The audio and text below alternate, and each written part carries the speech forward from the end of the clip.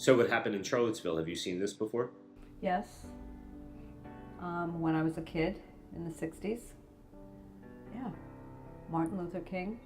So what does it feel like to see something happen again? Like we're going backwards? They violate the very essence of what it means to be an American. Yeah. They violated that right today, but we're not going to sit down and take it into To see people physically attack each other and then use a vehicle as a weapon, I don't know. It's kind of like I feel about hunting down animals for sport. How about using your brain? You will not replace us! You will not replace us! Did you watch what Trump's response to it and this kind of idea that he was saying, well, there's I think there's blame on both sides, and I have no doubt about it, and you don't have any doubt about it either.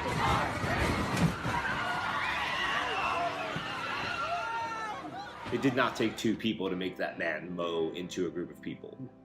It did not. It does not always take two to tango. It's about the dumbest thing I've ever heard. I mean, my 5-year-old granddaughter has a better understanding of how to treat people in this world than that man. And I said to my wife, I tapped her on the knee, and I said, do you believe it? This entire speech is about me. I can't believe it. When reality TV became so successful, I think it showed us that that's what we're interested in. We're not interested in storytelling. We're interested in people living out the extremes of their ego. Like shouting white lives matter is redundant. It's like all that matters in this country.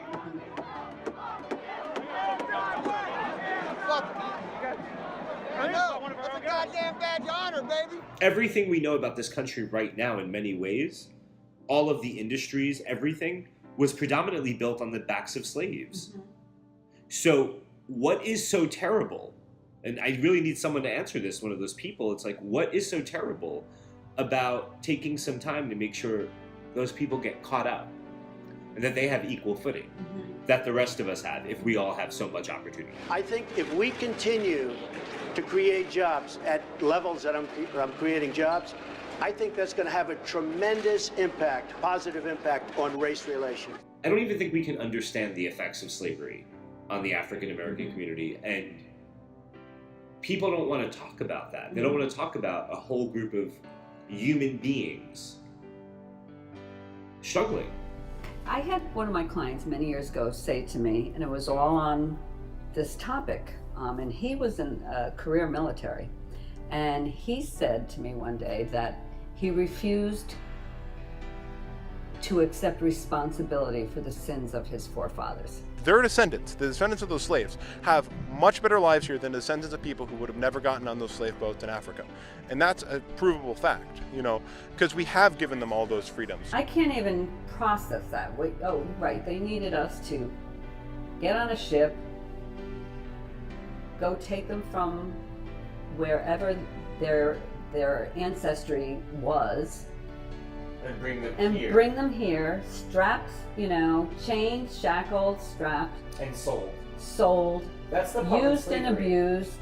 He was just getting his license and registration, sir. Like, people will make excuses. Oh, he's had a bad relationship, so now he doesn't trust. Well, this whole group of human beings have had a really bad relationship, and now they don't trust. For hundreds of years. For hundreds of years.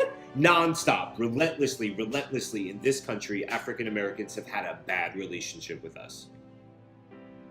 And so, of course they don't trust us. Remember, we only kill black people. Yeah, we only kill black people, right? All the videos you've seen, have you seen white people get killed? I identify as white because that's where the culture puts me. My family's only here a few generations, not very long. And I know that my skin color, how I present, what I look like, offers me opportunities all the time.